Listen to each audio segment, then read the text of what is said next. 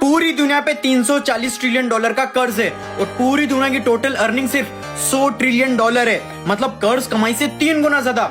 ये mathematically almost impossible लगता है। ये पैसा आया कहां से? एलियंस देके गए क्या? अब रियलिटी सुनो, दुनिया का ज्यादा पैसा लिटरली हवा से क्रिएट होता है। सिंपल भाषा में समझाता हूँ। मान लो तुम बैंक के पास गए और 1 लाख का लोन लिया। बैंक ने तुम्हें कैश दिया, लेकिन बैंक के पास वो पैसा पहले से था ही नहीं।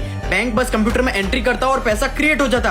अब तुम्हें 1 लाख नहीं, 1 लाख प्लस इंटरेस्ट वापस देना। अब प्रॉब्लम समझो, सिस्टम में 1 लाख क्रिएट हुआ, लेकिन वापस तुम्हें 1.10 लाख देना। एक्स्ट्रा पैसा आएगा कहां से? जवाब सिंपल है, नया लोन। इसलिए पूरी दुनिया का सिस्टम लोन के ऊपर चल रहा है। सारी गवर्नमेंट्स भी सेम काम करती है। जब गवर्नमेंट को पैसा चाहिए होता है, वो बॉन्ड्स इशू करती है, बेसिकली IOU। सेंट्रल बैंक उन बॉन्ड्स को खरीदता है और नया पैसा क्रिएट कर देता है। फिर गवर्नमेंट टैक्स कलेक्ट करती है और उसका एक बड़ा हिस्सा इंटरेस्ट भरने में चला जाता है। मतलब तुम जब बिस्किट चाय पे GST देते हो, पेट्रोल पे टैक्स देते हो, उसका एक पार्ट इनडायरेक्टली डेट का इंटरेस्ट भरने में जाता है। और सबसे इंटरेस्टिंग ट्विस्ट, ये सिस्टम क्रैश क्यों नहीं होता?